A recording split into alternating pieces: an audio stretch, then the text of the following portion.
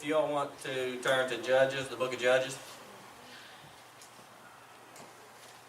We started going over the story of Samson last week. Who all remembers what we went over? Nobody?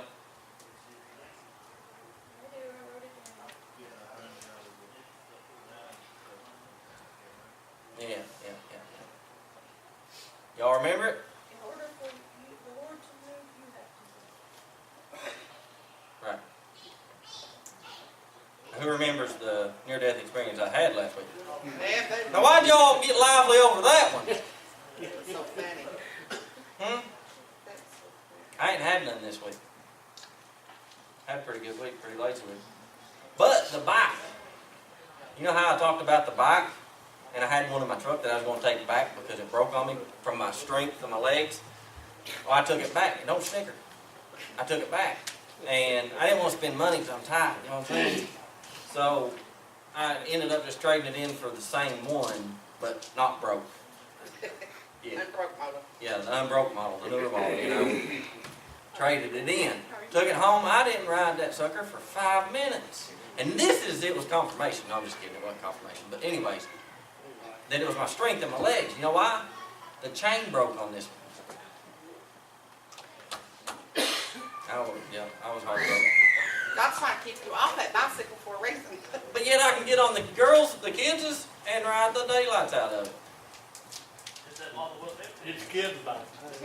That's the moral of the story. I'm not an adult. I don't need an adult bike.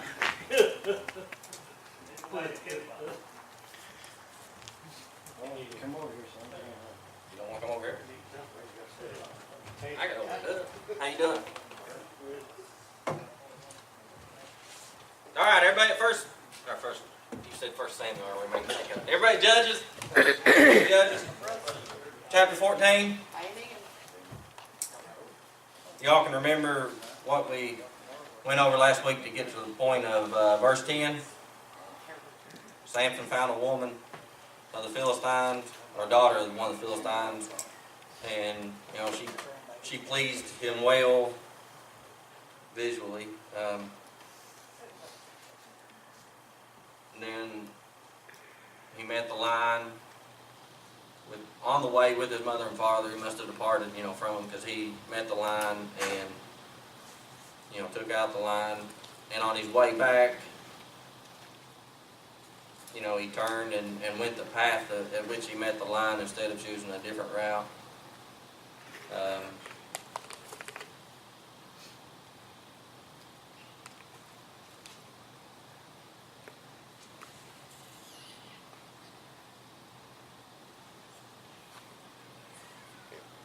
I'll start at verse 8, just to cap over. 7. 6. I'll start at 5. I'll read the whole thing. Verse 14, Judges. And Samson went down to Timnath and saw a woman in Timnath of the daughters of the Philistines. And he came, and by the way, the Philistines is the overseers, for lack of better terms, of Israel at the time. The Philistines had took over the Israelites. And he came up and told his father and his mother and said, I have seen a woman in Timnath of the daughters of the Philistines. Now therefore get her for me to wife. Then his father and his mother said unto him, Is there never a woman among the daughters of thy brethren, or among all the people that thou goest to take a wife of the uncircumcised Philistines? And Samson said unto his father, Get her for me, for she pleaseth me well. But his father and his mother knew not that it was of the Lord, that he sought an occasion against the Philistines. For at that time the Philistines had dominion over Israel. Then went Samson down and his father and his mother to Timnath, and came to the vineyard of Timnath. And behold, a young lion roared against him. And the Spirit of the Lord came mightily upon him, and he rent as he would have rent a kid. And he had nothing in his hand, but he told not his father or his mother what he had done. And he went down and talked with the woman, and said, and she pleased Samson well. And after a time he returned to take her. And he turned aside to see the carcass of the lion, and behold, there was a swarm of bees and honey in the carcass of the lion. And he took thereof in his hands, and went on eating, and came to his father and his mother, and he gave them, and they did eat. But he told them that he had taken the honey. Sorry, I'm getting in a hurry. But he told not them that he had taken the honey out of the carcass of the lion.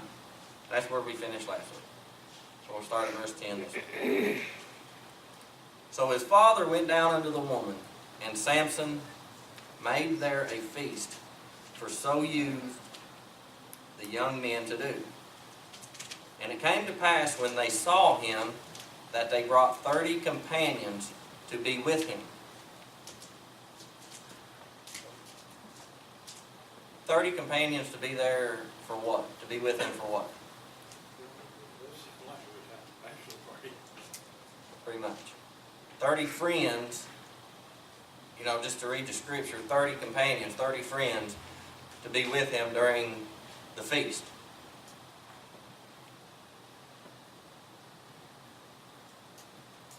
And Samson said unto them, I will now put forth a riddle unto you. If ye can certainly declare it me within the 7 days of the feast, and find it out, then I will give you 30 sheets and 30 change of garments. But if you cannot declare it me, then shall ye give me 30 sheets and 30 change of garments. And they said unto him, Put forth thy riddle, that we may hear it. And he said unto them, Out of the eater came forth meat, and out of the strong came forth sweetness. What do you all think his intention of that riddle was? Anybody?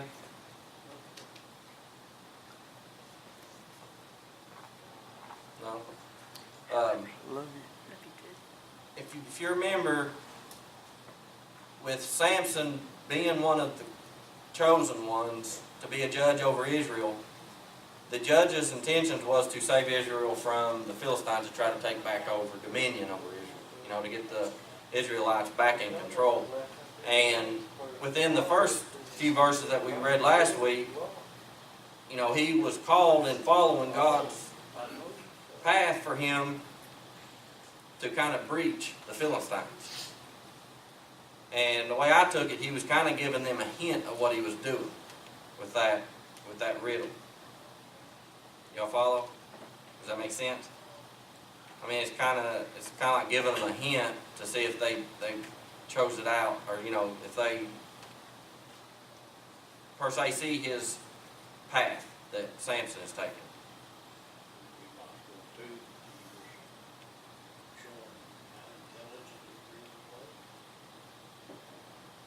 Trying to, if they could figure the riddle out.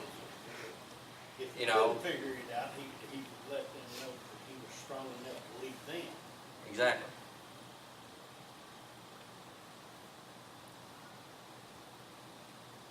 What do you think the 30 sheets and the 30 change of garments was? Just a sign of good faith, or just a wager? I tell you, Just a wager. Okay. maybe you can even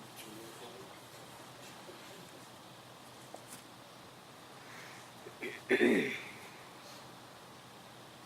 Verse 14 again. And he said unto them, Out of the eater came forth meat, and out of the strong came forth sweetness.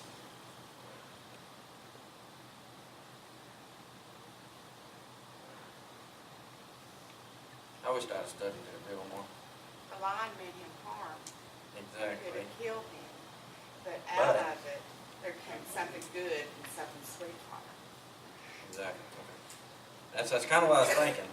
Out of the eater, which was the lion, came forth meat. The Now lion meant him harm. right. There was something good, something sweet coming out of it.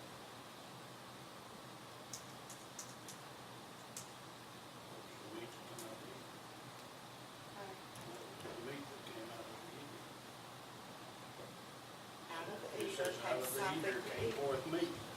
Well, I might have said something.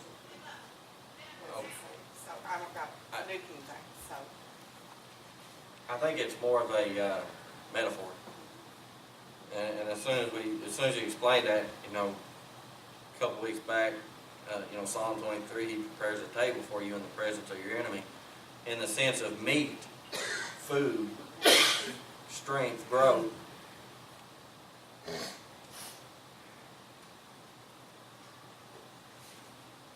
So he was telling them about the line, but not telling them about the line.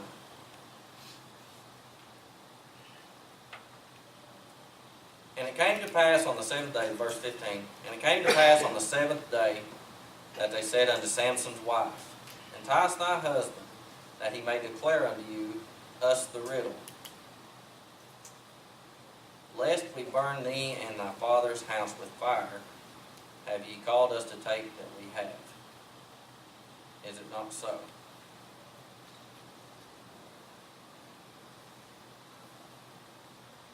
And Samson's wife wept before him, Thou dost but hate me, and lovest me not. Thou hast put forth a riddle unto the children of my people, and hast not told it me.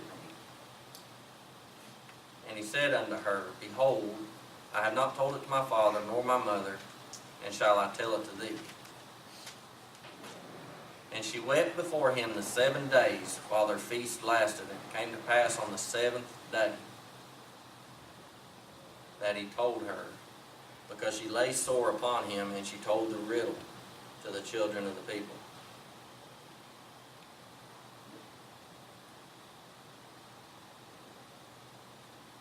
How often does temptation eat at us? And how often do we fall into what Samson fell into? You know, I let temptation eat at me. You know, with that craving I had.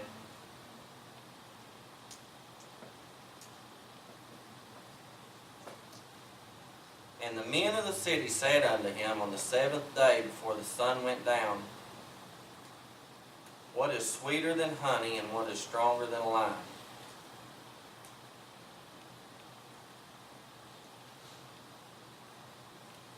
What is sweeter than honey, and what is stronger than a lion? I never did understand riddles. And if they're answering his riddle, why are they answering it in the question form?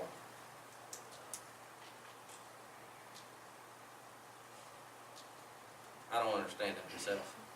What is sweeter than honey, and what is stronger than a lion? They're letting him know that they know. How smart of them. Because they know that he got the honey out of the carcass of a lion. And what is stronger than a lion?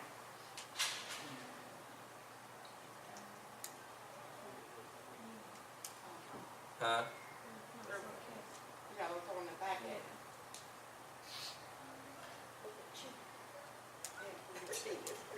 And he said unto them, If ye had not plowed with my heifer, ye had not found out my riddle.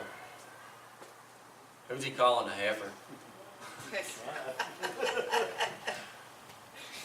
That ain't funny, but it is. If ye had not plowed with my heifer, ye had not found out my riddle. Verse 19, And the Spirit of the Lord came upon him, and he went down to Ashkelon, and slew 30 men of them, and took their spoil, and gave change of garments unto them which expounded the riddle. And his anger was kindled, and he went up to his father's house.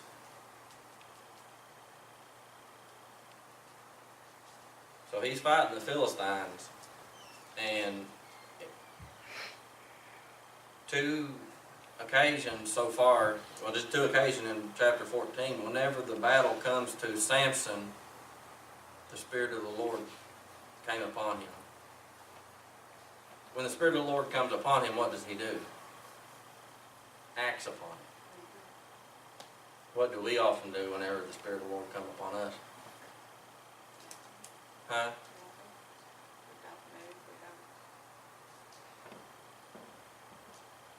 Don't obey. Don't question. But Samson's wife was given to his companion, whom he had used as a friend. Not much of a companion, was it? But he should have knew better because they were Philistines. But nonetheless, that is where God wanted him to be, amongst the Philistines. There's Joyce. Just 25 minutes late. How long? 25? I will. Sam, okay, chapter 15. But it came to pass within a while after, in the time of wheat harvest, that Samson visited his wife with a kid, and he said, I will go unto my wife into the chamber. But her father would not suffer him to go in. And her father said, I verily thought that thou hast utterly hated her. Therefore I gave her to thy companion. Is not her younger sister fairer than she? Take her, I pray thee, instead of her.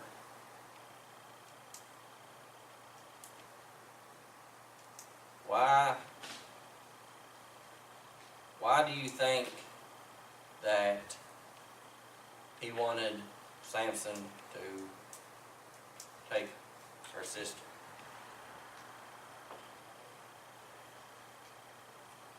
All right, everybody, class is over. Sorry, Joyce. Where's your friend? Didn't sleep in last night. Y'all partied too hard, didn't you? Her sugar's up.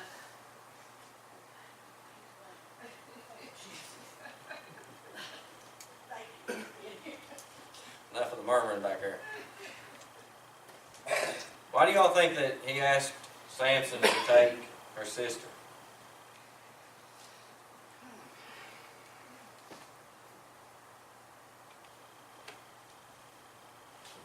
Do you think he was testing him?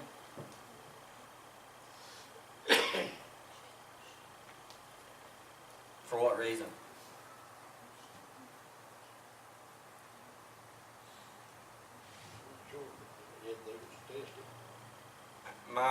I think there was. And the reason, it says, is not her younger sister fair? He's trying to entice Samson with her younger sister. But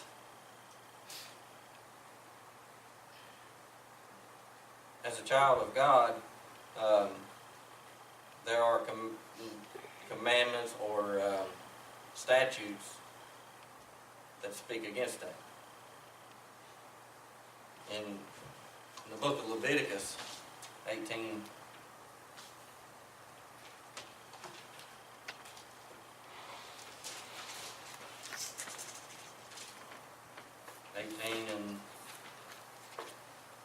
and the head of the chapter says unlawful marriages, unlawful lust, but it's a list of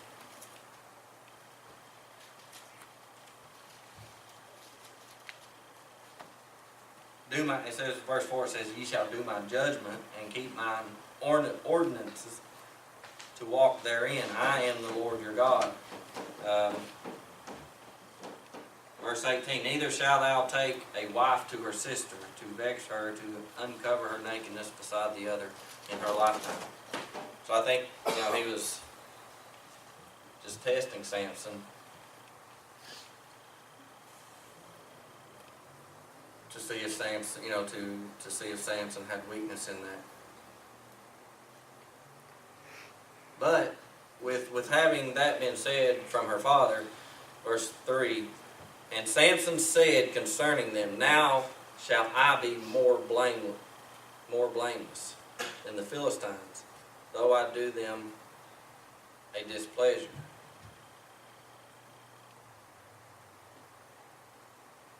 Samson said concerning them, now shall I be more blameless. What is that scripture?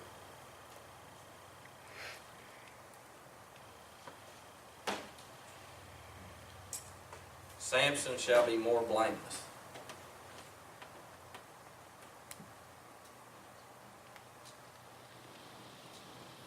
Why shall he be more blameless? Blameless. he made the attempt to go and reconcile the situation. Yeah. You know,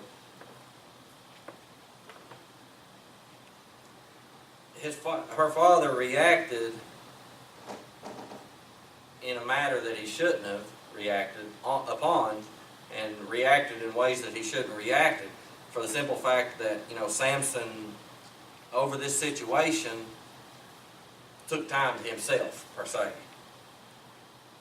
But, you know, after taking time to himself, per se, gathering his thoughts, you know, he went back to his wife, you know, to try to reconcile the situation.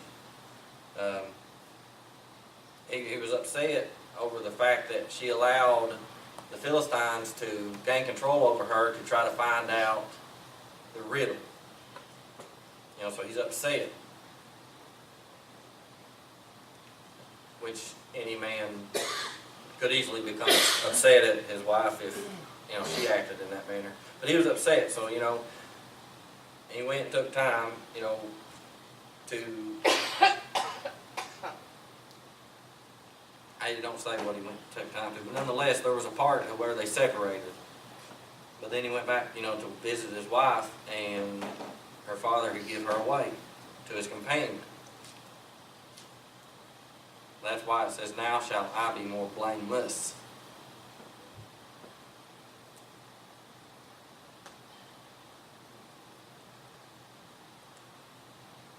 Though, it says, now shall I be more blameless than the Philistines, though I do them a displeasure.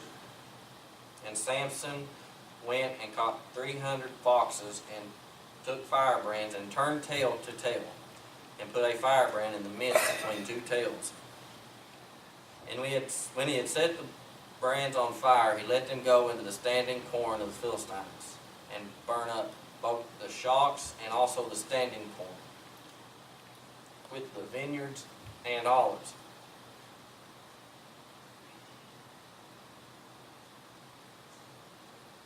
Was that the best way to handle that situation?